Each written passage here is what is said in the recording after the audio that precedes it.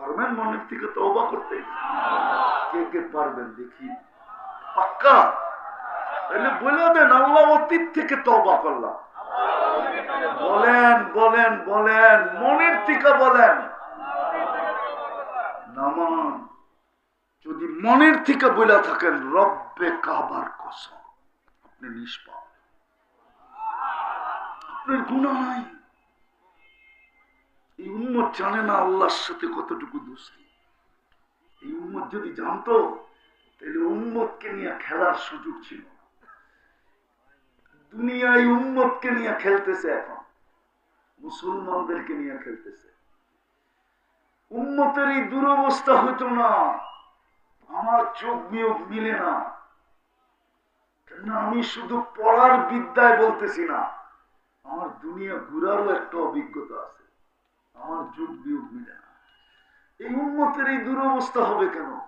সবাই একে নিয়ে খেলতে চায়, সবাই একে নিয়ে খেলতে চায়।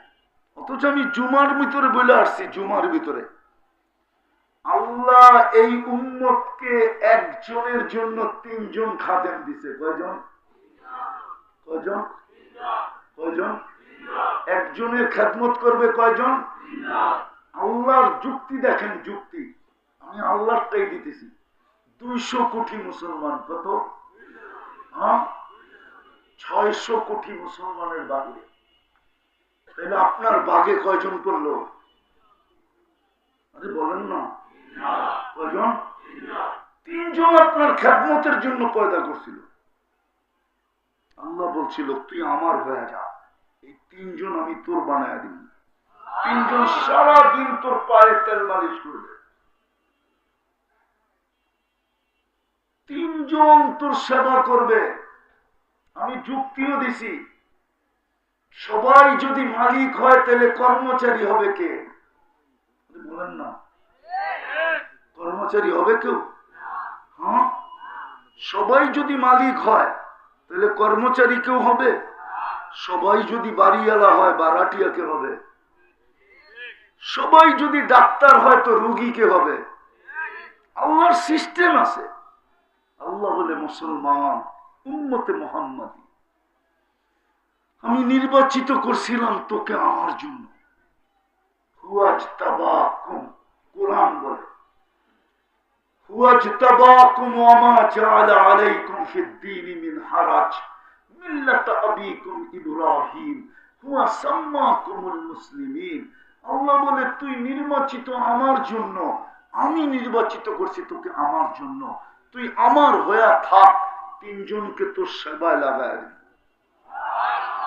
আজকে উল্টা গঙ্গা, সারা দুনিয়া আমাদেরকে নিয়ে খেলতেছে। এই জন্য আমি শেষ জায়গায় চলে আসছি। তওবা যখন করছেন, 2টা অভ্যাস করেন, পারবেন? আজ থেকে ডেলি একবার হাতটা উঠায় শুধু বললেন, আল্লাহ আমি আপনার কাছে মাপ চাই। পারবেন? পারবেন? বিশেষভাবে ঘুমের সময়, এই সময়টা হলে সবচেয়ে ভালো। কেননা একটু পরেই তো ঘুমায়া যাবেন, সকালবেলা উঠাইলে না উঠবেন, না উঠাইলে এই টঙ্গি গাজীপুরে পাওয়া যাবে, রাত্রে ঘুমাইছে আর ওঠে নাই, নাই প্রমাণ। রাত্রে ঘুমাইছে আর একবারে কিয়ামতের সকালে উঠবে। হতে তো পারে আপনিও ঘুমাবেন, আমিও ঘুমাবো, আর কোনোদিন উঠবো না। এই জন্য পায়ে হাত দিয়া বলি, বিশেষ করে যুবকদেরকে, সারাদিন যা করো এটা আমার বিষয় না, আমাকে দারোগা বানায় পাঠায় না আল্লাহ। তোমার পায়ে হাত দিয়ে বলি, ঘুমানোর সময় তওবা করে ঘুমাও। বাবা পারবেন? কে কে পারবেন দেখি? আল্লাহ কবুল করো। কিন্তু সৃষ্টির ভিতরে একটাই প্রাণী আছে যাকে মানুষ বলে, সে সৃষ্টির ভিতরে সর্বদিকে সেরা। এরকম একটা দিক নাই যে দিকে মানুষ সেরা না। সবচেয়ে বড় সেরা হলো মানুষের ব্রেনটা। মানুষের মতো ব্রেন আল্লাহ কাউকে দেয়। আর মানুষের সেরা যে সৃষ্টির ভিতরে শ্রেষ্ঠ, এটার প্রমাণ হলো বর্তমান দুনিয়াটা দেখলে বোঝা যায়। দুনিয়াটা যেখানে উন্নত, যদি আমাদের মতো কারো ব্রেন এত উন্নত হতো কোন প্রাণীর, তো ওরাও আমাদের সাথে প্রতিযোগিতা করত, কিন্তু আমাদের কোনো প্রতিদ্বন্দ্বী নাই, ঠিক না? বিদায় এত বড় ব্রেন দেওয়া সত্ত্বেও যদি একটা জিনিস চিন্তা না করি, তাহলে মনে হয় না এটা আমাদের জন্য সমুচীন হবে, উচিত হবে না। আমাদের চিন্তা করা উচিত একটা জিনিস। আমি কথা লম্বা করবো না, সুযোগও নাই লম্বা করা, অল্প সময়ের ভিতরেই শেষ করব। চিন্তা করা উচিত, এত বড় ব্রেন, বুদ্ধি যেটাকে বলে, একটু চিন্তা করা উচিত যে আমি আল্লাহর 24 ঘন্টা ভোগ করি কতটুকু, বিপরীতে আমি আল্লাহকে ডাকি কতটুকু। 24 ঘন্টা আমি আল্লাহর কতটুকু ভোগ করি। বলবেন এই দুটা আমি চিন্তা করব কেন? চিন্তা করব কেন এটাই বলতেছি। কেন চিন্তা করব? কেননা আমরা কিন্তু যাত্রী, যার কাছ থেকে আসছি তার কাছে ফিরা যাব। আমরা কিন্তু মৌতের যাত্রী, মৌতের মাধ্যমে আমরা যাব, মৃত্যুর মাধ্যমে যাব। আওয়াজ না, আওয়াজ না, আওয়াজহীন। কেননা শয়তান চাবে না আপনি মনোযোগ দেন, শয়তান চাবে না আপনি মনোযোগ দেন। কেননা মনোযোগটা এটা আমার আবেদন না, স্বয়ং আল্লাহর হুকুম।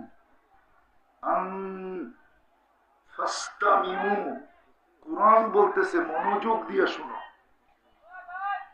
দ্বিতীয়টা আল্লাহর হুকুম, আনসিতু, পরিবেশটাকে বিলকুল নীরব রাখো। দুটোটাই কিন্তু আল্লাহর হুকুম, আমার না। আমি উপস্থাপনকারী আপনাদের সামনে। আল্লাহ বলে কোরআনী কথা যখন শোনো বা ডাইরেক্ট কোরআন শোনো, ফাস্তামিউ, কান লাগায়া শোনো।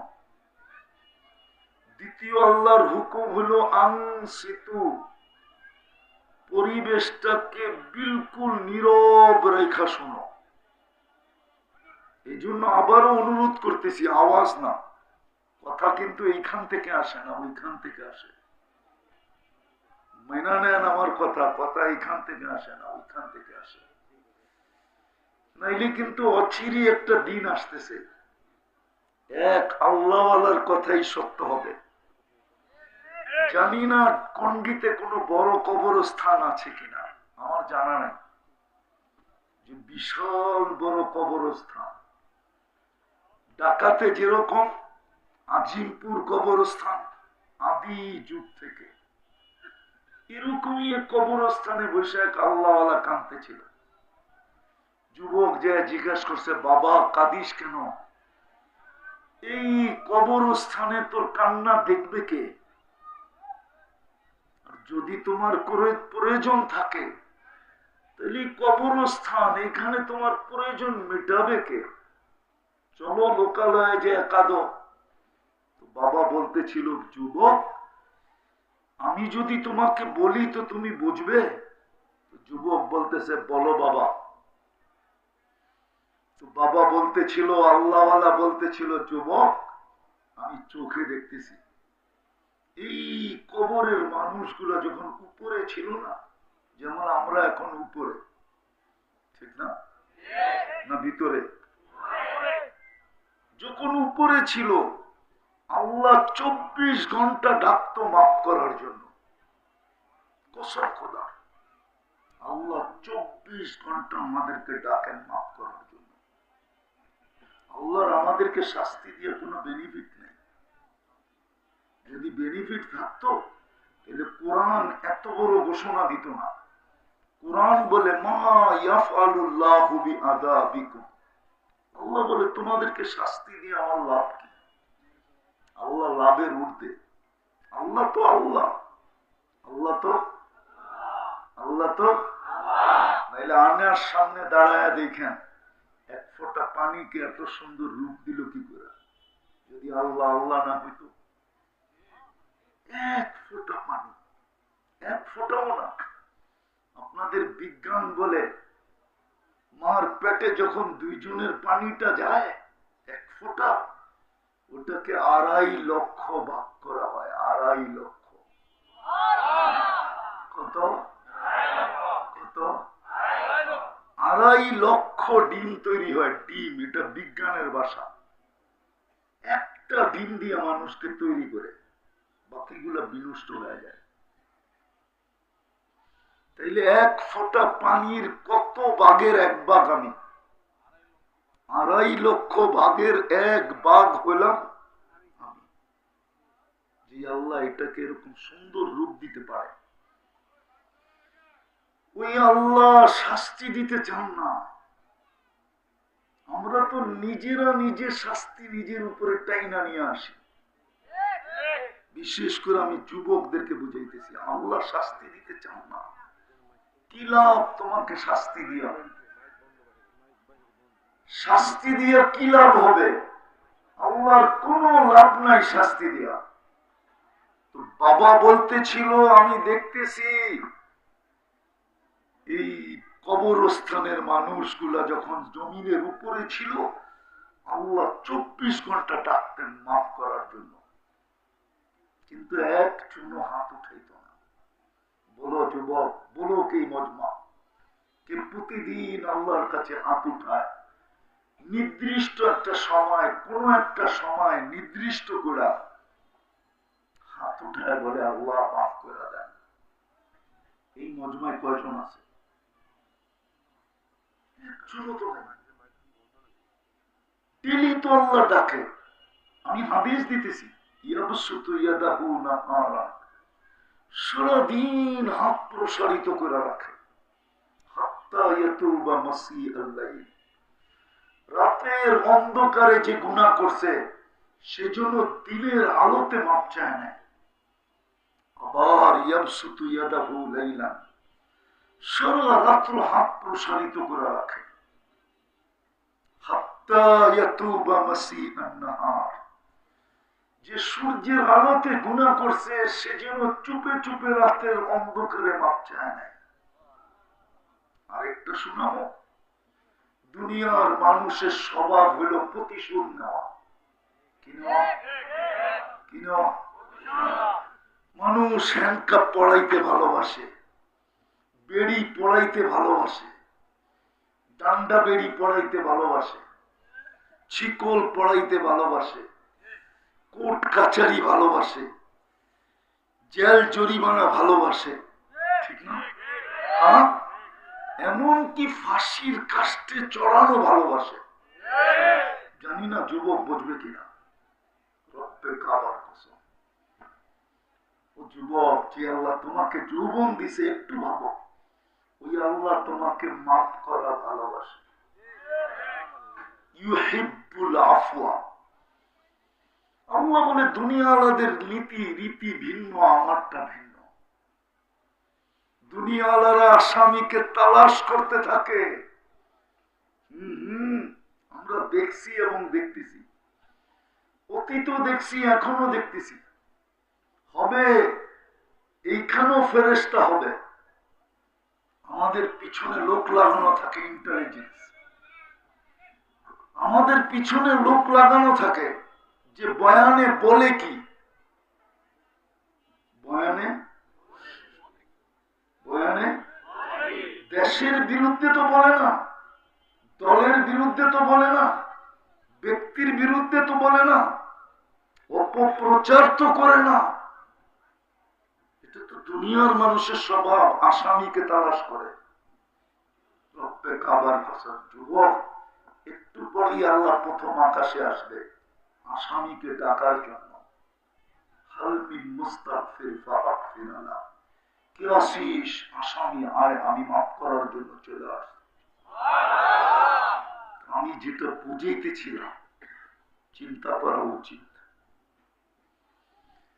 কেন উচিত এটাও বুঝিলাম। চিন্তা করা উচিত, আমি 24 ঘন্টা আল্লাহটা ভোগ করি কতটুকু, আমি ডেলি আল্লাহ আল্লাহ বলি কতটুকু। এই মজমায় তো একজনও নাই যে ডেলি 200 বার আল্লাহ বলে। কোন যুবক নাই ডেলি মনের থেকে 10 বার আল্লাহ বলে, 10 বার, শুধু 10 বার। অথচ সারাদিনে চ্যাট করে শত শত বার, ফ্রি SMS পাঠায় শত শত। ফ্রি দেয় না কোম্পানি, ফ্রিতে দেয় না SMS, পাঠাও না পাঠাও না। এই নিয়তে পাঠাইতে থাকে, যদি লেগে যায়। মনে হয় আপনারা বোঝেন না, ওরা বলছে কি বুঝাইতে চাইছে। যদি যদি আমাকে লেখা পাঠায় I.U, ঠিক না? কিন্তু আজ পর্যন্ত তো তুমি একটা SMS লেখলা না, আল্লাহ আই লাভ ইউ। বলুক এখানে কোন যুবক লেখছে SMS এ? মেসেজে যে কোনদিন লেখছে আল্লাহ আই লাভ ইউ, মুহাম্মদুর রাসূলুল্লাহ আই লাভ ইউ? এটা আমার প্রথম কথা ছিল, চিন্তা করা উচিত। আমি আল্লাহটা ডেলি ভোগ করি কতটুকু, আমি আল্লাহ আল্লাহ করি কতটুকু। কি কারণে? আমি কিন্তু যাত্রী, পরিসমাপ্তি যেই কোনো মুহূর্তেই ঘটতে পারে। যদিও আজকে ইচ্ছা স্বাধীনতা দিছেন বিদায় কিচ্ছু বলে না, আল্লাহ, মানুষ আল্লাহর নাফরমানি করবে। দুনিয়ার রাষ্ট্রের নাফরমানি করে যদি সারা না যায়, পালানো না যায়, আল্লাহর নাফরমানি করবে? ইম্পসিবল ছিল। আল্লাহর নাফরমানি কে করে? আল্লাহ তো আল্লাহ, ঠিক না? হ্যাঁ, সত্য তো। দোয়া করি আপনাদের প্রতিনিধি হোক, ওনাকে যদি জিজ্ঞেস করি আপনাদের এই পরিবেশটার ভিতরে যদি কোন দুনিয়ার উন্নত দেশের বিজ্ঞানীদের টিম নিয়ে আসে, ওরা যদি এই এলাকাটা ঘুরা বলে, আমার বিশ্বাস ওরা রিপোর্ট দিবে না যে এইখানে মানুষ বাস করে কি করে। মনে হয় রাগ হয়ে গেলেন? বলবে এটা তো কোন স্বাস্থ্যকর পরিবেশই না, কি করে বাস করে। কিন্তু ওরে দিয়েই যদি চেক করানো হয়, আমার বিশ্বাস গুলশানের মানুষের চেয়ে এই এলাকার মানুষের অ্যান্টিবডি বেশি। অ্যান্টিবডি বোঝেন কি? চিল্লাম তো দিলেন। রোগ প্রতিরোধ ক্ষমতা বেশি। আমি প্রমাণ দিতেছি। 2020-এ করোনা যখন চলতেছিল, তা আমাদের তেজগাঁও বস্তিতে দেখা গেছে অ্যান্টিবডি 75, আর গুলশানে হলো 65-65। বলেন গুলশান কি বাংলাদেশের নিউ ইয়র্ক, ঠিক না? বাংলাদেশের প্যারিস, ঠিক না? আরে সত্য তো। মনে হয় গুলশান বোঝেন না, নিউ ইয়র্ক বোঝেন নাই। আমেরিকার নিউ ইয়র্ক হইল গুলশান, ঠিক না? হ্যাঁ, ইংল্যান্ডের লন্ডন হল নিউ ইয়র্ক, গুলশান। উচিত তো ছিল ওদের অ্যান্টিবডি 200 টাকা। কত কত কত? যদিও 200 হয় না, কিন্তু 200ই বলবো না। কেননা ওরা দামি জিনিস ছাড়া খায় না, ব্র্যান্ড ছাড়া খাই না, ছুঁয়েও দেখে না, চোখও বুলায় না। কিন্তু আল্লাহ ওদের অ্যান্টিবডি কত দিছে? 60। এখনো নেটে সার্চ দিলে পাবেন আমার কথা, এটাই পাবেন আপনি নেটে। কিন্তু বস্তিওয়ালাদের হলো 75, অথচ বস্তিতে হওয়ার দরকার ছিল যেইখানে খায় ওইখানেই বাথরুম, ওইখানেই ঘুম। সত্য তো? ওর হওয়া উচিত ছিল কত? 0, ঠিক না? কে করছে? এই জন্যই বলতেছিলাম পাবেন। কতটুকু আল্লাহর ভোগ করি, আর আমি ডেলি আল্লাহ আল্লাহ কতটুকু করি। আমি কিন্তু যাত্রী, যে কোনো মুহূর্তে চলে যেতে পারি। হ্যাঁ, ঘুড়ির রশি কিন্তু আল্লাহর কাছে। ছোটবেলা দেখতাম ঘুড়ি উড়াইতাম, যখন ঢাকাই তো বড় হয়েছি তখন ঘুড়ি উড়াইতাম। ঘুড়ি পড়ালেখা তো ঢাকাই পড়ছি, স্কুল পড়ছি আর মাদ্রাসা পড়ছি, তো ঘুড়ি উড়াইতাম। জানতাম যে আজানের আগে বাসায় যেতে হবে, নাইলে ডান্ডা। তো শেষ বেলা যে গেররা মারতাম না, গেররা গেররা চিনেন? নাটাই রেলে গেররা চিনেন না? ওনারা মনে হয় চিনে না। টাকা মানুষ তো না, ঘুরতে চিনবো, টঙ্গির মানুষ। টঙ্গিও তো ডাকা ছিল। কয়দিন ধরে আপনারা জিলা হইলেন, এটাও তো ডাকা, ঠিক না? আমার মনে আছে হাঁটতে হাঁটতে যেতাম, দুটেই রাস্তা ছিল, জয়দেবপুর যাওয়ার একটা ট্রেনে। আর মুড়ির ট্রেনে তো বসতামই না, কেন সকালে বলে সন্ধ্যায় যাবো কিনা এটাও সন্দেহ আছে। এর চেয়ে পায়ে হাইটা গেলেই তাড়াতাড়ি যেতে পারবো। বিকাল বেলা যে কেররা মারতাম, দেখা যেত এক কেররায় ঘুরি আমার হাতে। হায় হায়, আমরা কিন্তু যাত্রী, সুতা কিন্তু আল্লাহর হাতে। আমি শেষ জায়গায় চলে আসছি, আরো লম্বা করবো না। বলেন কালকে এই চেহারাটা কি করে দেখাবেন? আমি সবাইকে বলতেছি কি করে দেখাবো, কি করে দেখাবো এই চেহারাটা? আমি বাড়িওয়ালাদেরকে বলতেছি না, বারাটিয়াদেরকে বলতেছি। এখানে বাড়িওয়ালা বেশি না বারাটিয়া বেশি? মালিক বেশি না শ্রমিক বেশি? আমি শ্রমিককে বলতেছি, বারাটিয়াকে বলতেছি, বাড়িওয়ালা না। বাড়িওয়ালা তো মনকে বুঝ দিবে আমি একটা বাড়ির মালিক ছিলাম, মালিক তো বুঝ দিবে আমি একটা ফ্যাক্টরির মালিক ছিলাম। ও বারাটিয়ারা, ও শ্রমিকরা, আপনি মনকে কি দিয়া বুঝ দিবেন? কি পায়া বুঝ দিবেন? মনকে বোঝান, কি পায়া মনকে বুঝ দিবেন? কি আছে আপনার কাছে? না আপনি মালিক, না আপনি বাড়িওয়ালা। আপনি মনকে সান্ত্বনা দিবেন কি দিয়া বলেন? বুঝলাম বাড়িওয়ালা কালকে সান্ত্বনা দিবে মরার পরে, যে এইখানে পাই আর না পাই, দুনিয়াতে তো একটা বাড়ি ছিল। আপনি কি দিয়ে সান্ত্বনা দিবেন? আপনি কেন ভাবেন না যে কালকে যে চলে যাব এই চেহারাটা কি করে দেখাবো? কি উত্তর দিব আমি আল্লাহকে? অথচ আল্লাহ তো বলছিলেন তোমাকে আমি জান্নাত দিয়ে কিনবো। কি দিয়া? জান্নাত দিয়ে কিনতে চায়, কিন্তু শর্ত হইল যে আমি বললাম না আল্লাহ আল্লাহ কতটুকু করলাম। আল্লাহ আল্লাহ যদি করতে পারি তাহলে রব্বে কাবার কসম, আরেকটা শব্দ বলি, প্রস্তুতি যদি নিতে পারি তাহলে আল্লাহ জান্নাত দিয়ে কিনবে। এটা আল্লাহর অঙ্গীকার। জান্নাত চিনেন?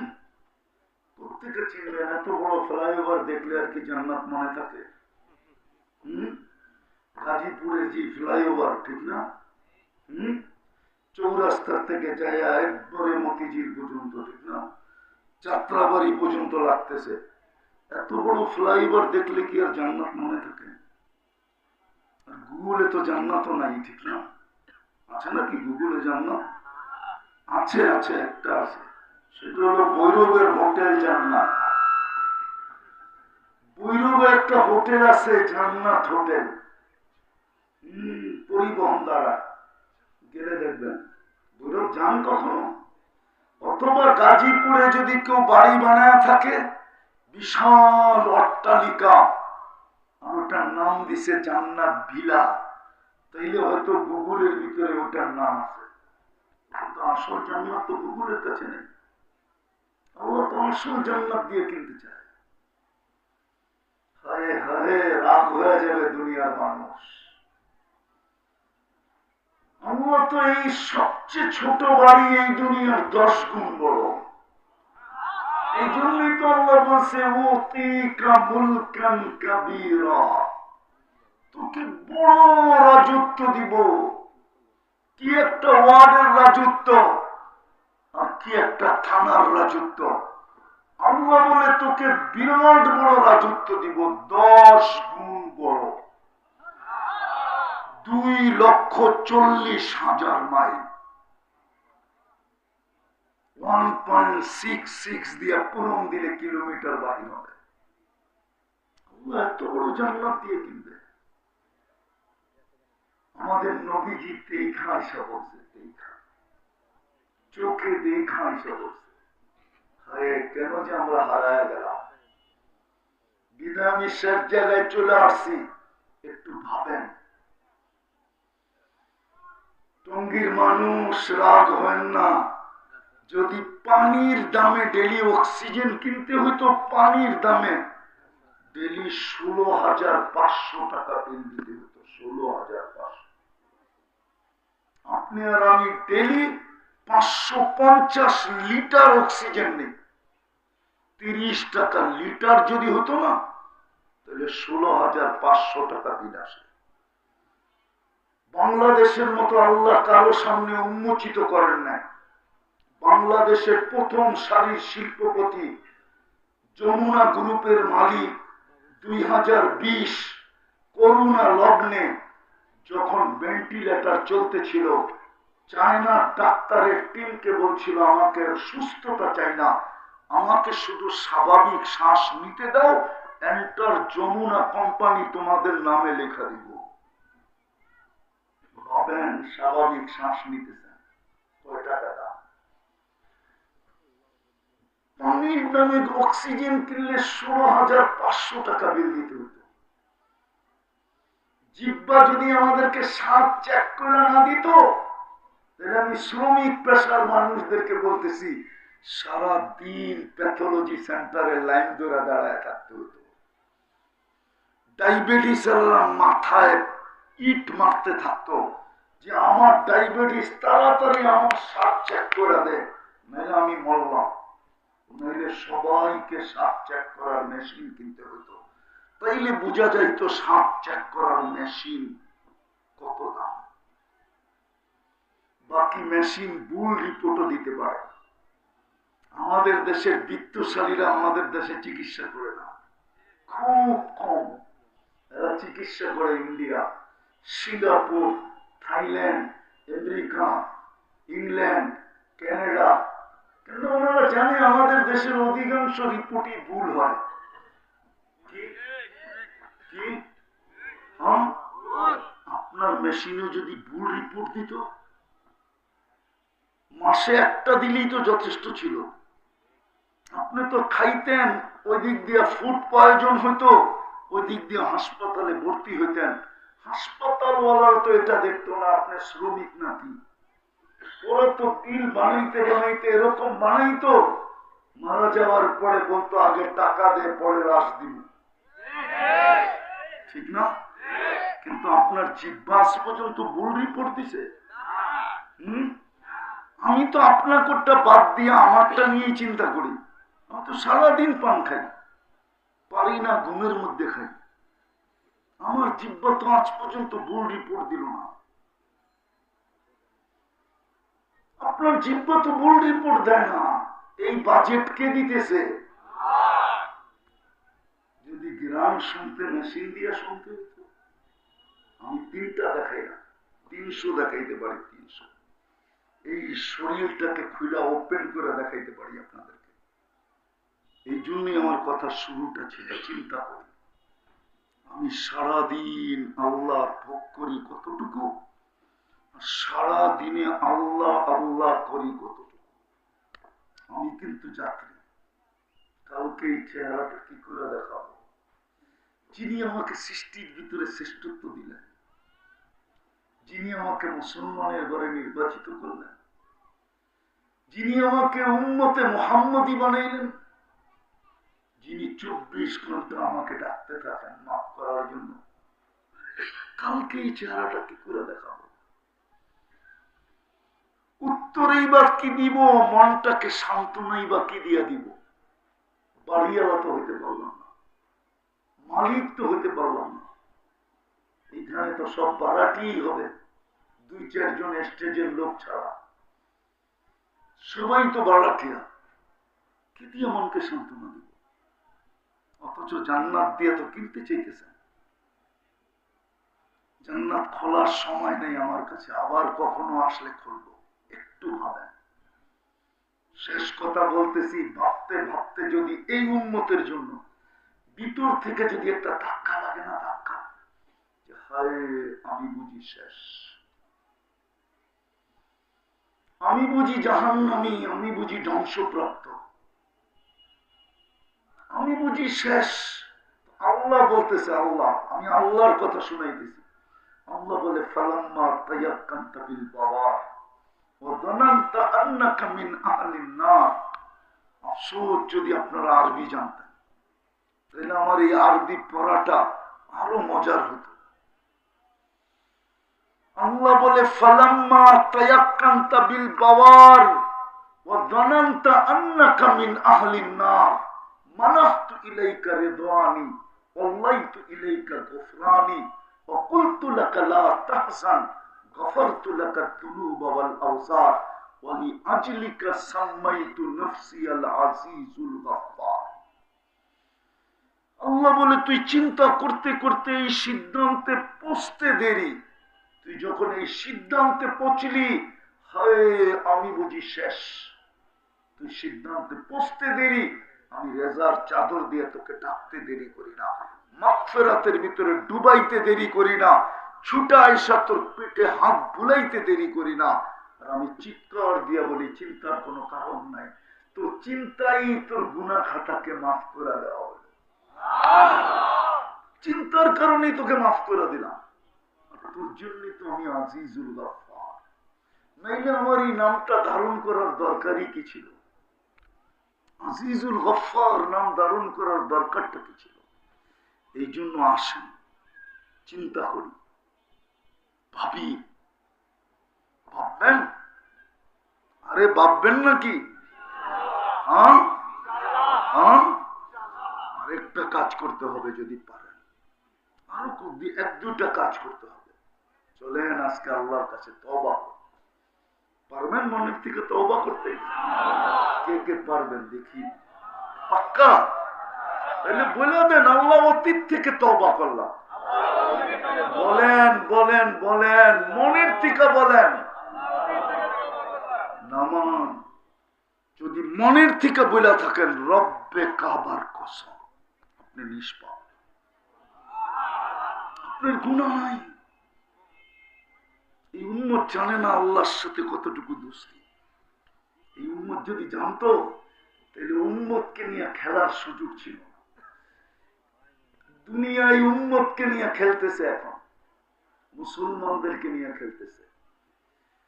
উম্মতের এই দুরবস্থা হইতো না, আমার চোখ বিয়োগ মিলে না, কেননা আমি শুধু পড়ার বিদ্যায় বলতেছি না, আমার দুনিয়া ঘুরারও একটা অভিজ্ঞতা আছে, আমার যোগ বিয়োগ মিলে না। এই উম্মতের এই দুরবস্থা হবে কেন? সবাই একে নিয়ে খেলতে চায়, সবাই একে নিয়ে খেলতে চায়। অথচ আমি জুমার ভিতরে বলে আসছি, জুমার ভিতরে আল্লাহ এই উম্মতকে একজনের জন্য 3 জন খাদেম দিছে। কয়জন? কয়জন? কয়জন? একজনের খেদমত করবে কয়জন? আল্লাহর যুক্তি দেখেন, যুক্তি আমি আল্লাহটাই দিতেছি। 200 কোটি মুসলমান, কত? 600 কোটি মুসলমানের বাহিরে, তাহলে আপনার বাগে কয়জন পড়লো? আরে বলেন না, কয়জন? তিনজন আপনার খেদমতের জন্য পয়দা করছিল। আল্লাহ বলছিল তুই আমার হয়ে যা, এই তিনজন আমি তোর বানায় দিব। তিনজন সারাদিন তোর পায়ে তেল মালিশ করবে, তিনজন তোর সেবা করবে। আমি যুক্তিও দিছি, সবাই যদি মালিক হয় তাহলে কর্মচারী হবে কে? বলেন না, কর্মচারী হবে কেউ? হ্যাঁ, সবাই যদি মালিক হয় তাহলে কর্মচারী কেউ হবে? সবাই যদি বাড়িওয়ালা হয় বারাটিয়া কে হবে? সবাই যদি ডাক্তার হয় তো রোগী কে হবে? আল্লাহর সিস্টেম আছে। আল্লাহ বলে মুসলমান উম্মতে মুহাম্মাদি, আমি নির্বাচিত করছিলাম তোকে আমার জন্য। হুয়াজতাবাকুম, কোরআন বলে হুয়াজতাবাকুম ওয়া মা জাআলা আলাইকুম ফিদ-দীনি মিন হারাজ মিল্লাত আবিকুম ইব্রাহিম হুয়া সাম্মাকুমুল মুসলিমিন। আল্লাহ বলে তুই নির্বাচিত আমার জন্য, আমি নির্বাচিত করছি তোকে আমার জন্য, তুই আমার হয়ে থাক, তিনজনকে তোর সেবায় লাগায় দিন। আজকে উল্টা গঙ্গা, সারা দুনিয়া আমাদেরকে নিয়ে খেলতেছে।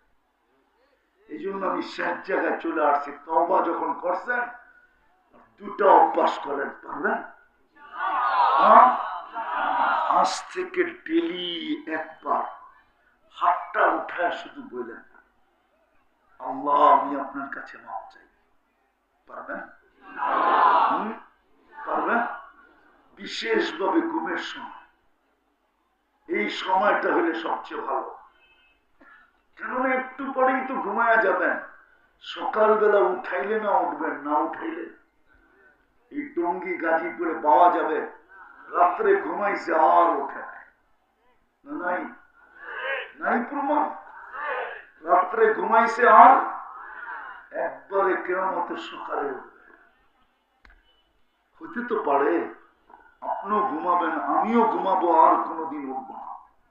এই জন্য পায়ে হাত দিয়া বলি, বিশেষ করে যুবকদেরকে, সারাদিন যা করো এটা আমার বিষয় না। আমাকে দারোগা বানায় পাঠায় নাই আল্লাহ। তোমার পায়ে হাত দিয়ে বলি, ঘুমানোর সময় তওবা করে ঘুমাও। পারবা? পারবেন? কে কে পারবেন দেখি? আল্লাহ কবুল করো। শেষ শেষ যে আল্লাহ ডেলি 5 বার ডাকে, কে ডাকে? কে ডাকে? কোন আল্লাহ?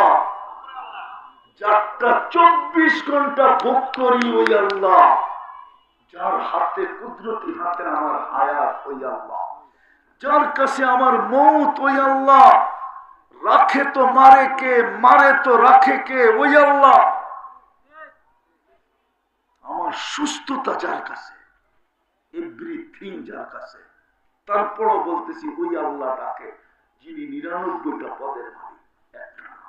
শুধু আল্লাহ না, যিনি রহমান, যিনি রহিম, যিনি মালিক, যিনি কুদ্দুস, যিনি সালাম, যিনি মুমিন, যিনি মুহাইমিন, যিনি আজিজ, যিনি জব্বার, যিনি মুতাকাব্বিরুল খালিকুল বারিকুল মুসাব্বিরুল গফফারুল কাহ্হারুল ওয়াহাবুর রাজ্জাকুল ফাত্তাহুল আলিমুল কাবিজুল বাসিতুল খাফিজুর রাফিউল মুইজ্জুল মুদিল্লুস সামিউল বাসীরুল হাকামুল আদলুল লতীফুল কবীরুল হালিমুল আযীমুল গফুরুশ শাকুরুল আলিকুল কবীরুল হাফিজুল মুকিতুল হাসিবুল জলিলুল করিমুল রাকিবুল মুজিবুল ওয়াসি আল হাকিমুল ওয়াদুদুল মজিদুল বাঈসুশ শহীদুল হকুল ওয়াকিলুল কবিকুল মতিনুল ওয়ালিকুল হামিদুল মুহসি আল মুবদি আল মুঈদ আল মুহয়ি আল মুমীত الحي والقيوم الواجد الماجد الواحد الأحد الصمد القادر المقتدر المقدم المؤخر الأول والآخر الظاهر والباطن الوالي المتوالي البر التواب المنتقم العفو والرؤوف مالك الملك ذا الجلال والإكرام المقسط والجامع والغني والمغني المانع الضار النافع النور الهادي البديع والباقي الوارث والرشيد الصبور জল্লে জালালু, যিনি 99 পদের মালিক, অথচ 90 ভাগ নামাজ পড়ে। এর চেয়ে বড় অপরাধ কি হতে পারে? 4-24 ঘন্টা ভোগ করে উনি ডাকে। বলেন এর চেয়ে বড় অপরাধ কি হতে পারে? এর চেয়ে বড় নিমক হারামি কি হতে পারে? এর চেয়ে বড় অকৃতজ্ঞতা কি হতে পারে? এর চেয়ে বড় অপরাধ কি হতে পারে? বলেন আমাকে, আপনাদের বিবেক দিয়ে বলেন।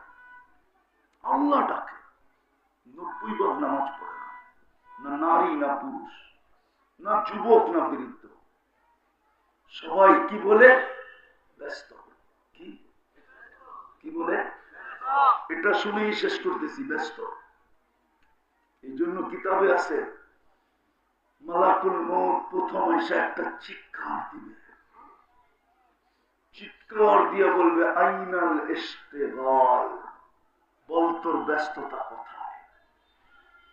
যেমন পালাতক আসামি পুলিশ ধরার পরে প্রথমেই দুটা লাগায়া বলে এখন ভাগবি কোথায় বল, ঠিক ফেরেশতা এসে চিৎকার দিবে, কানের পর্দা ফাটায়া ফেলবে, বলবে বল তোর ব্যস্ততা কোথায়?